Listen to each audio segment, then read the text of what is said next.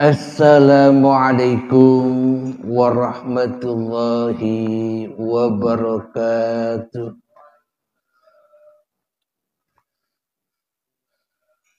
Bismillahirrahmanirrahim. Ashhadu an la ilaha illallah wa ashhadu anna Muhammadar Rasulullah. Allahumma salli ala sayyidina Muhammad wa ala ali sayyidina Muhammad. Rabbi shrah li sadri wa yassir li amri wahlul 'uqdatam min lisani yafqahu qawli. Amin. Bismillahirrahmanirrahim. Salam hormatku, salam ta'zimku buat para sahabat-sahabatku tercinta, baik yang ada di dalam ataupun yang ada di luar negeri. Semoga kita semua senantiasa di dalam lindungan Allah Subhanahu wa ta'ala. Amin ya rabbal alamin.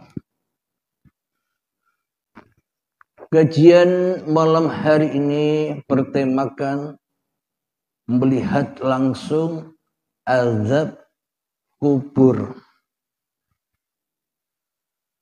Kita ketahui bersama kiasan tentang azab kubur itu digambarkan ketika manusia sudah ditinggal oleh hidupnya.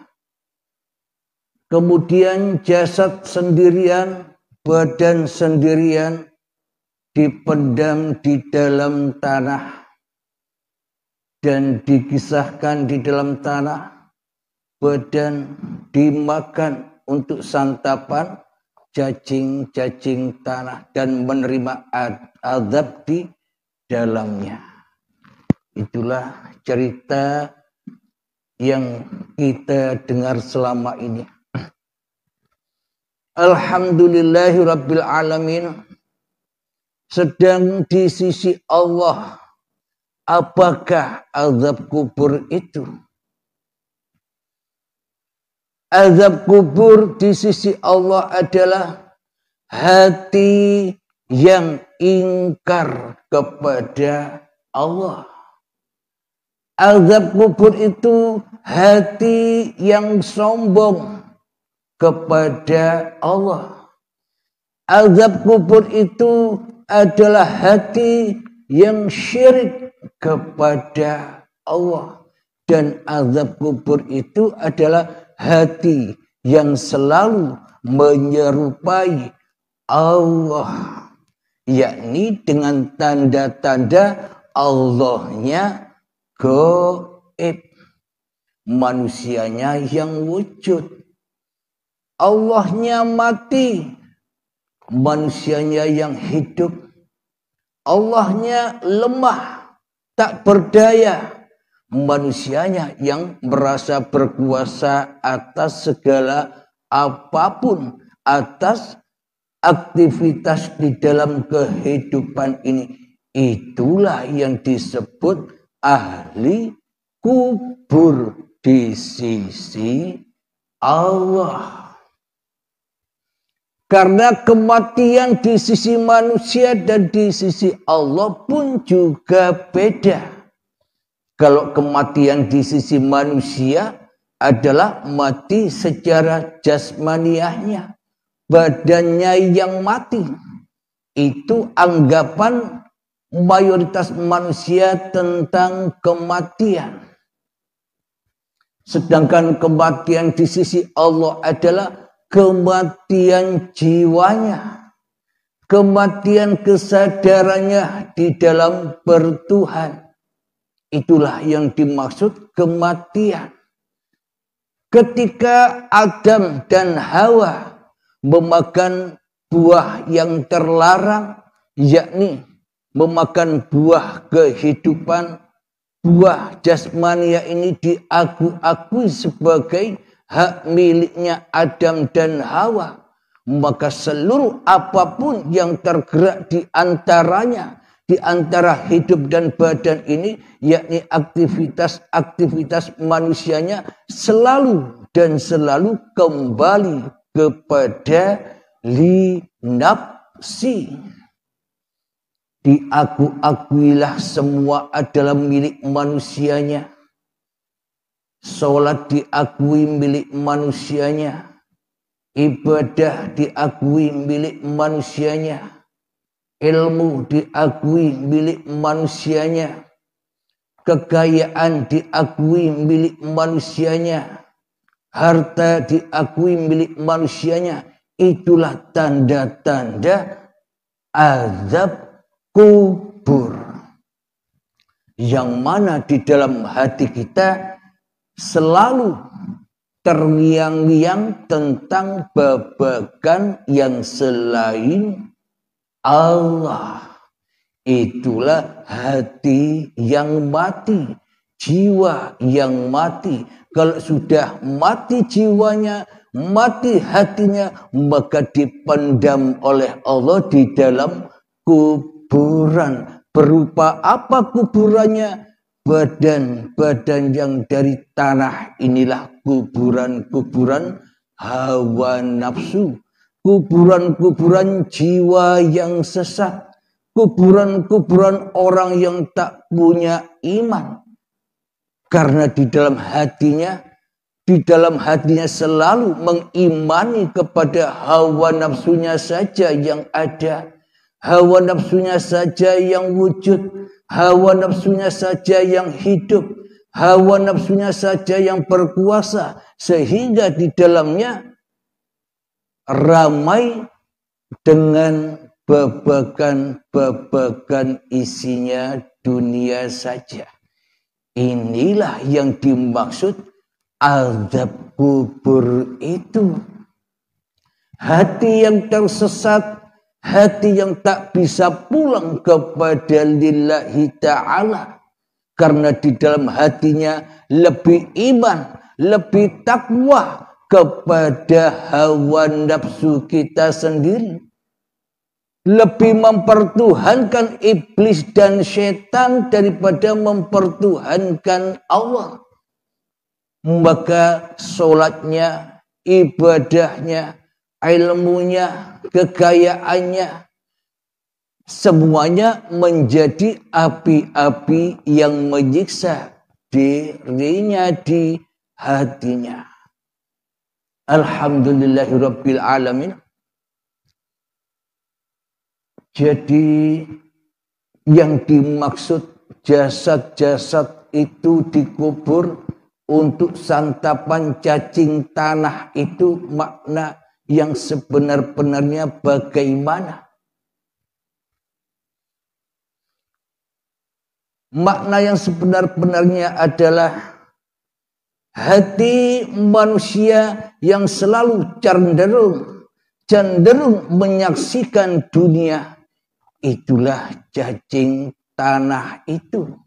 Yang mana hati manusia tidak menyadari bahwa dirinya sebenarnya tak ada.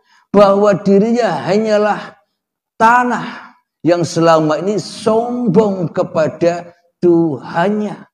Ketika dirinya membangga-banggakan ibadahnya, membangga-banggakan sholatnya, membangga-banggakan tahajudnya di dalam hatinya, membangga-banggakan sholat duhanya, baca Al-Qur'annya dan sebagainya, membangga-banggakan ilmunya, membangga-banggakan hartanya, membangga-banggakan kekayaannya. Itulah hakikatnya cacing tanah yang menggerogoti hati tiap-tiap manusia.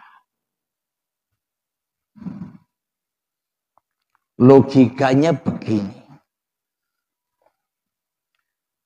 Seumpama saya dan Anda nanti mati, jasadnya mati, ditinggal hidup. Kita ambil jasad kita potong-potong, kita kasih makan kepada harimau. Kira-kira jasad kita bisa sambat, bisa gero-gero, bisa menjerit-jerit. Sedangkan jasad tak ada hidupnya. Ya enjoy saja. Wong sudah tak ada pengakuannya. Kemudian apalagi dipendam di tanah. Tak ada hidupnya, bagaimana bisa merasakan sakitnya azab. Meskipun dimakan oleh cacing-cacing tanah, badan-badan kita ini, wong kita ndak ada di sana. Apakah mungkin kita merasakan kita disantap oleh cacing tanah? Logikanya bila kita ada di dalam tanah, mestinya ya kita bisa melawan atau mematikan cacing tanah yang menggerogoti tubuh kita. Bila kita ada di dalamnya. Logikanya kan begitu. Akan tetapi kita sebagai manusia selama ini tidak rela, tidak ridho bila dikatakan tak punya hidup. Akan tetapi meskipun mati kita masih menyangka mayat-mayat itu masih hidup dan menerima siksa. Bagaimana mungkin yang mati bisa merasakan siksa? Yang hidup, yang merasa hidup, yang masih ada di dunia inilah yang menerima azab-azab yang pedih. Contoh, ketika seumpama kita banyak hutang online seumpama. Pagi kita ditagih, siang kita ditagih, sore kita ditagih, malam kita ditagih. Betapa pusingnya diri kita. Uang tak punya, pinjaman online nagih-nagih terus, pusing 7 keliling. Akan tetapi ketika saat kita tidur, apakah kita masih pusing? Ketika tidur nyenyak kita sudah hilang pusingnya. Kenapa? Karena kita sudah tidak ada. Karena kita sudah tak mengurusi dunia lagi. Karena kita sudah melepaskan dunia. Namun ketika bangun, bingung lagi, sumpek lagi, sakit lagi, terbakar lagi hatinya. Inilah tanda-tanda dan inilah kita menyaksikan langsung azab kubur.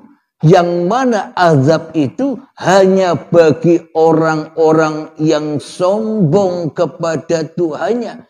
Orang-orang yang mentuhankan dirinya di hatinya daripada Allah. Inilah azab-azab yang pedih itu.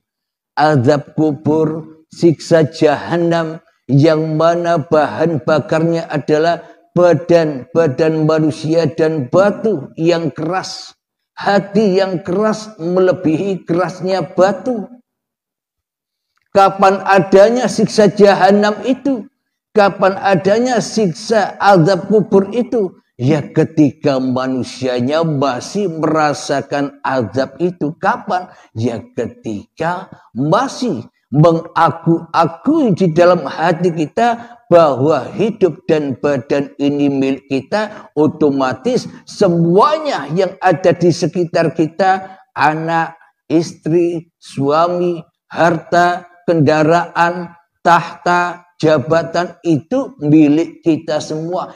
Itulah api-api yang membakar diri kita selama ini. Api-api yang tak berasap. Yang mana kita diazab abadan abada selama-lamanya. Hingga waktu yang ditentukan. Kapan? Ketika datangnya syakaratul maut. Ketika datangnya hari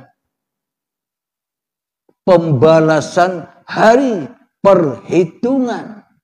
ketika sudah dipasrahkan dengan rela dan ridho atau dengan keterpaksaan hidup dan badan ini. Alhamdulillahirabbil alamin.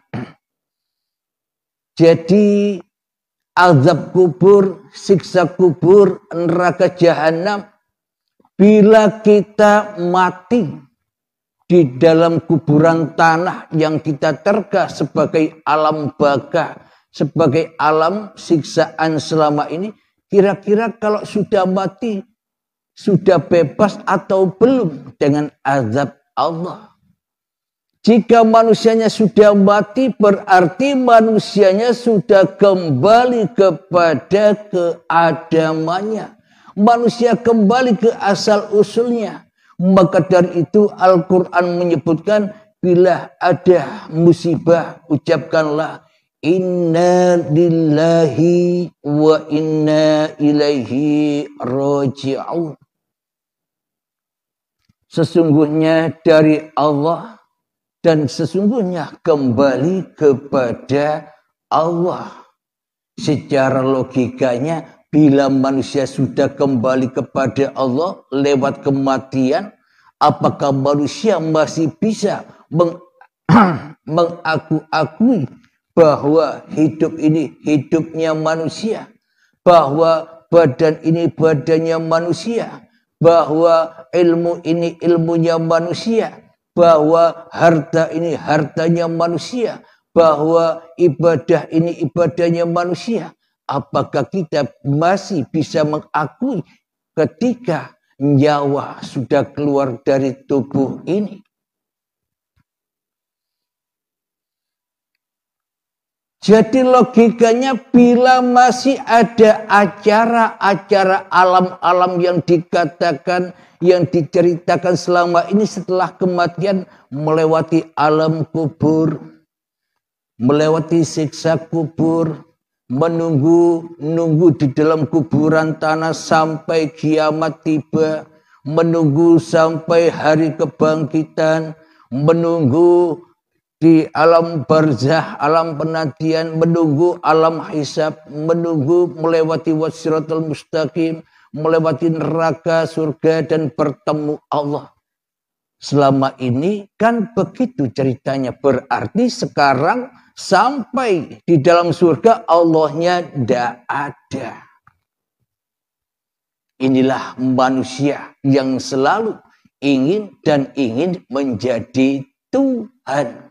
Seolah-olah Tuhan tidak ada ceritanya. Yang ada hanya cerita manusia saja selama ini.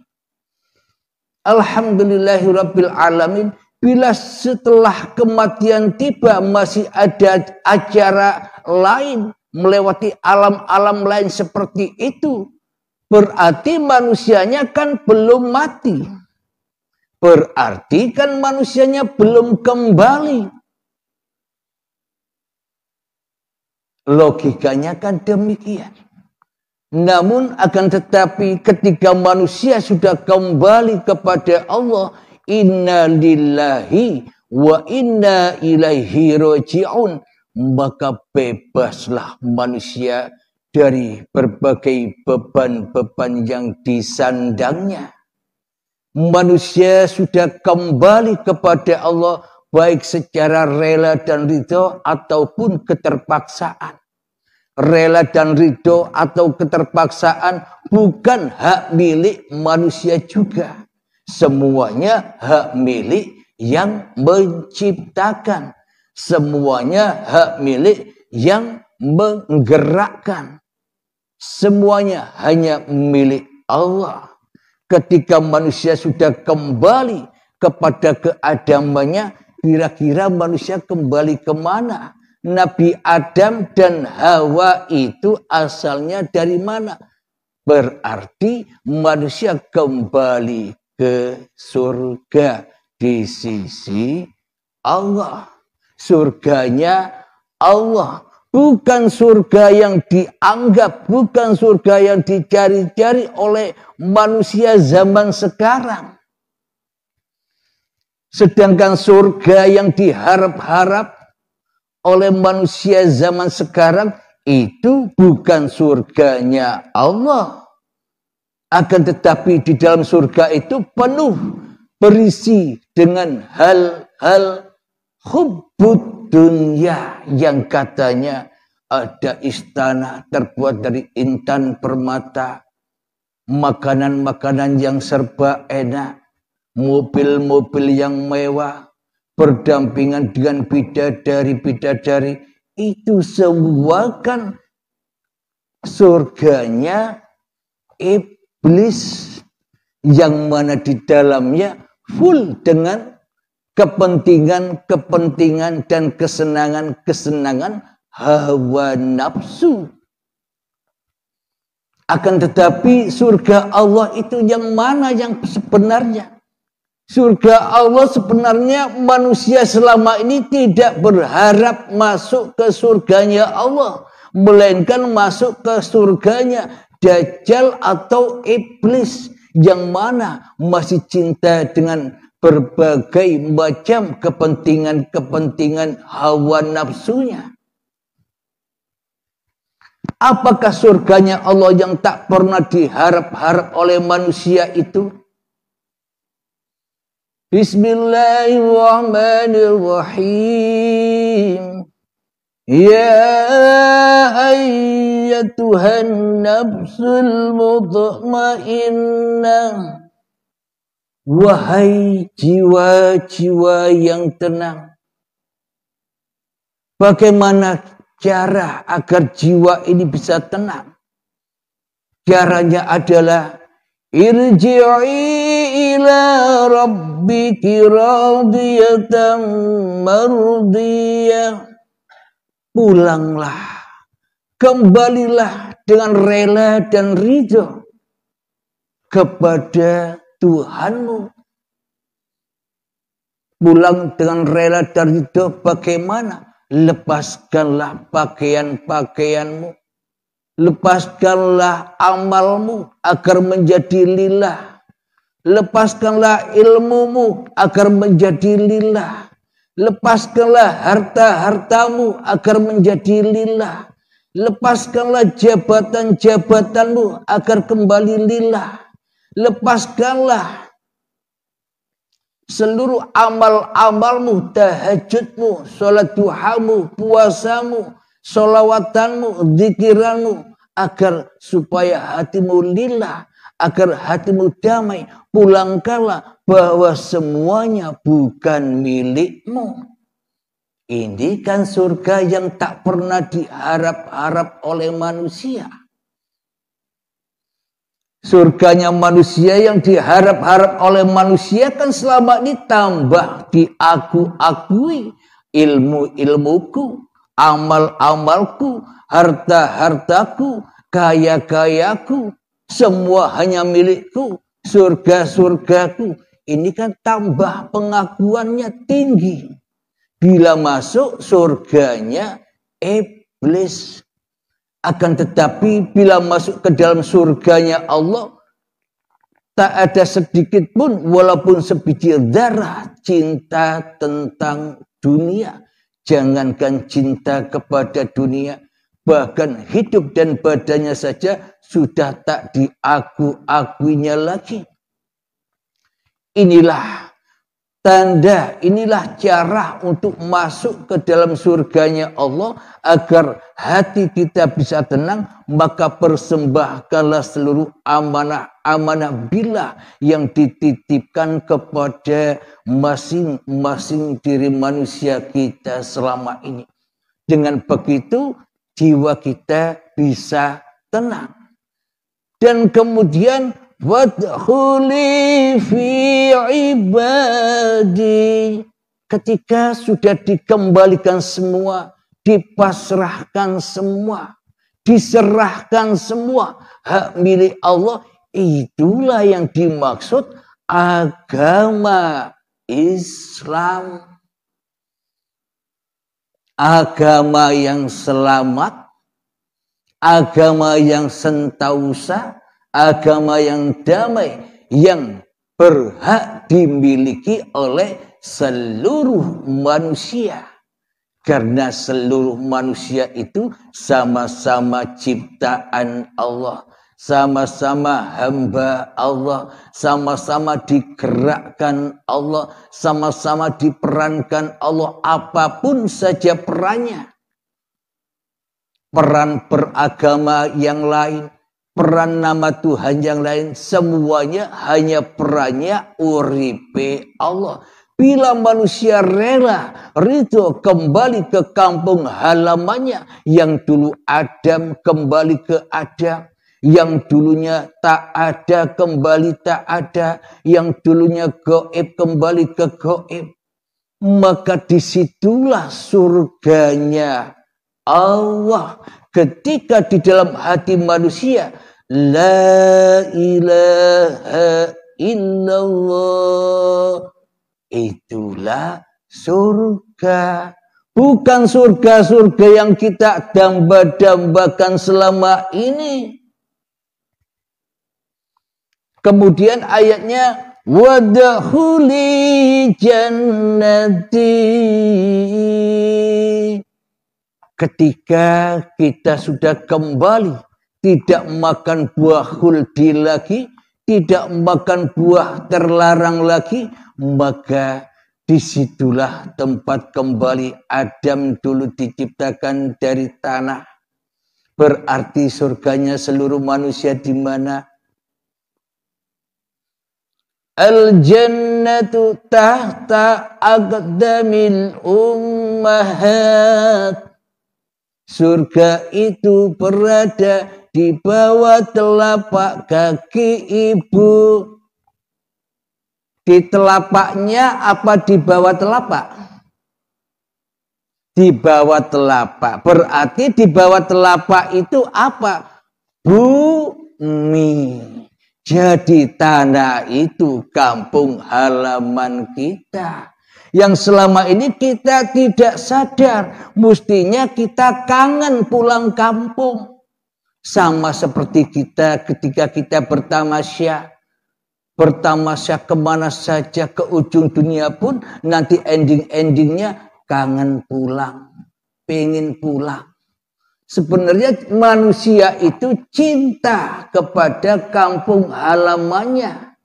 Akan tetapi manusia selama ini terlena di dalam pengembaraannya, terlena di dalam kehidupan yang serba menyesatkan jiwanya ini. Alhamdulillah, silakan kakek. Sebelum kita lanjutkan, marilah kita berlatih menghening-heningkan diri, mensunyi-sunyikan diri, melepaskan diri, menggelap-gelapkan diri agar terang benderang uripe Allah di dalam hati kita. Bismillahirrahmanirrahim. Mengheningkan cipta, mulai, silakan.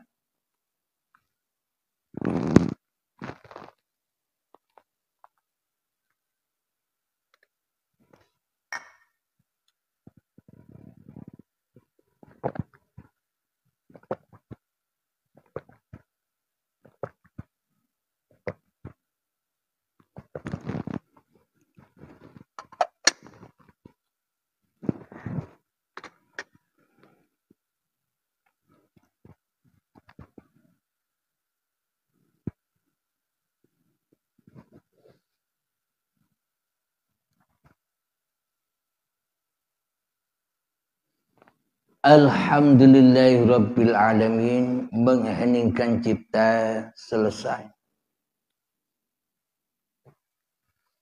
Bismillahirrahmanirrahim. Jadi sudah kita ketahui bersama apa sih hakikatnya cacing tanah yang menggerogoti tubuh manusia ketika di dalam kuburan.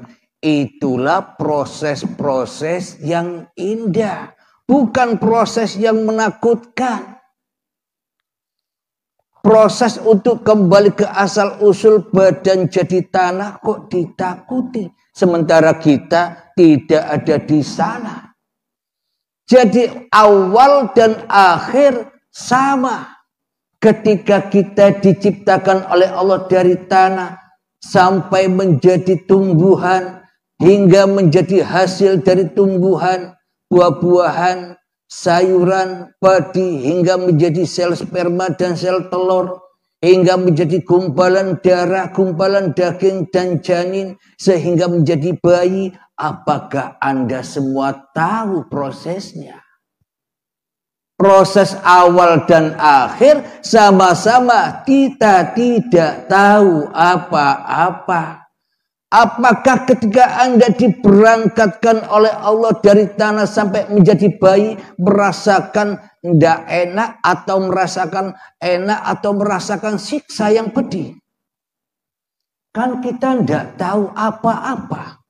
Ujuk-ujuk tiba-tiba lahir ketika saat detik-detik akil balai mulai berperan menjadi Tuhan. Alhamdulillahirabbil alamin. Ketika inna lillahi wa inna ilaihi raji'un pun juga sama hakikatnya. Bagaimana mungkin manusia yang sudah mati tahu kepada dirinya bisa melihat badannya, hidup dan badan bukan miliknya. Berarti ketika manusia innalillahi wa inna ilaihi raji'un, hidup dan badannya sudah menjadi zahir batinnya Allah. Bukan hak milik manusianya lagi. Itulah saat-saat pernikahan antara Adam dan Hawa ketemu di Jabal Rahmat. Disitulah tempat keindahan. Ketika manusia kembali kepada keadamannya, maka hawanya pun juga ikut menjadi mutmainnah, tenang. Bagi orang-orang yang beragama, agamanya Allah, mana ada takut lagi. Di dalam kehidupan, di dalam agama Allah itu serba indah. Selama ini kan iblis yang menakut-nakuti kita dengan hukum-hukum badaniyah ini. Katanya iblis, nanti kamu akan disiksa di kuburan sana. Dan ketika Pak Mudin mentalkinkan mayat, hai fulan, bila nanti kamu ditanya oleh malaikat mungkar dan nakir, jawablah. Bila ditanya, marabbuka, jawablah, Allahu Rabbi. Masa orang mati dituntun?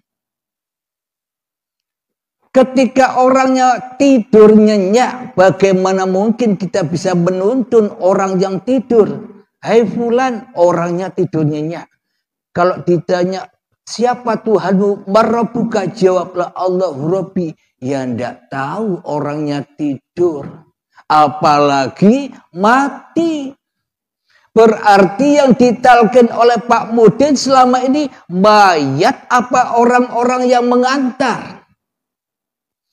Orang-orang yang mengantar mayat yang jiwanya masih sombong dan jiwanya masih di dalam kuburan dan jiwanya masih disiksa di dalam badannya, itulah yang dituntun. Marabbuka, wahai fulan-fulan yang mengantarkan jenazah. Tapi berhubung Pak Mudinnya juga sama-sama ndak ngerti, ya sama-sama ngikut saja. Padahal yang ditunjukkan orang-orang yang masih mati jiwanya. Sedangkan mayat itu di dalam tanah sudah kembali ke surganya. Bagaimana orang yang sudah tahu jalan pulangnya dituntun? Orang yang buta. Pak Mudinnya buta. Nuntun orang yang sudah melek hatinya. Alhamdulillahirabbil alamin. Nanti ketika 7 jangka, ketika para penziarah pulang meninggalkan kuburan, akan datang malaikat mungkar dan nakir. Bagaimana mungkin mungkar nakir datang kepada orang yang sudah tidak ada? Orang yang sudah tidak ada kok didatangi. Kesasar malaikatnya. Padahal maknanya ketika kita melihat orang yang dipendam di kuburan, seolah-olah hati kita taubat, seolah-olah hati kita ingin bertobat kepada Allah atas kesalahan-kesalahan kita. Dan kita membayangkan sebentar lagi saya pun juga akan mati. Seolah-olah aku tak akan mengerjakan maksiat-maksiat lagi. Seolah-olah kan begitu. Ketika kita melihat orang yang dikubur. Namun setelah pulang meninggalkan kuburan, baru 7 jangka malaikat mungkar nakirnya datang lagi. Mungkar lagi kepada Tuhannya. Ketika sholat ditanya marrobuka, ya ndak tahu. Kenapa? Karena dirinya ndak nyembah Tuhan. Bagaimana bisa menjawab Allahu Rabbi, sementara hawa nafsunya dijadikan Tuhan di dalamnya. Itulah azab-azab kubur itu. Kita bisa menyaksikan langsung. Karena iman, karena kufur itu adanya di hati, bukan di babagan jasad. Yang kita imani, yang kita akidai selama ini seolah-olah babagan tentang siksa azab kubur ataupun siksa azab akhirat. Neraka itu siksaannya badan. Ya tidak kuat badan disiksa. Akan tetapi yang mana yang disiksa? Yang balelo itu yang disiksa. Yang sombong itulah yang disiksa. Apanya? Jiwanya takkan pernah mati. Meskipun dipanasi setiap detik per detik. Kalau boleh diilustrasikan, jiwa kita selama ini yang selalu cinta kepada dunia. Minta tolong. Panas di dalam hati kita begitu. Ketika kita masih terbelenggu oleh dunia yang kita cintai, terbelenggu ilmu yang kita banggakan, terbelenggu amal-amal yang sudah kita kerjakan. Kita memohon pertolongan kepada Allah lewat doa-doa kita agar sukses di dalam kehidupan dunia ini dan mengindahkan kesuksesan kembali kepada Tuhan. Karena yang kita impi-impikan hanyalah kepentingan hawa nafsu saja dan kita melalaikan kepentingan Tuhan. Apa kepentingan Tuhan? Kembalikan dirimu segera. Adamkanlah. Lewat baiat atau lewat mati sebelum mati. Lewat hening. Alhamdulillahirabbil alamin. Semoga saya khususnya dan semoga kita semua senantiasa diselamatkan dari azab-azab kubur dan azab-azab jahanam yang sudah berlaku saat ini. Amin ya rabbal alamin. Sebelum kita akhiri kajian di malam ini, marilah kita gembahkan sholawat dolimin tabul bala. Allahumma salli ala sayyidina Muhammad wa azgili zalimin bizalimin.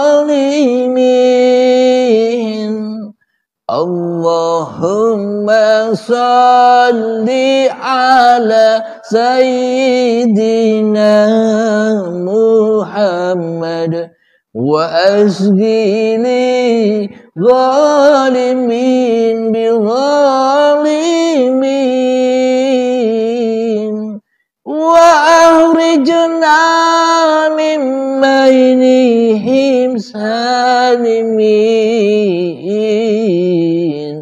wa ala alihi wa sahbihi أجمعين الحمد لله رب العالمين اللهم يا قاضي الحاجات اللهم يا مجيب الدعوات اللهم يا رافع الدرجات اللهم يا محل المشكلات اللهم يا شافي الأمراض اللهم يا كافي المهمات اللهم يا دافع البليات اللهم اختم لنا بالإيمان اللهم اختم لنا بالإسلام ربنا آتنا في الدنيا حسنة وفي الآخرة حسنة وقنا عذاب النار آخر الكلام السلام عليكم ورحمة الله وبركاته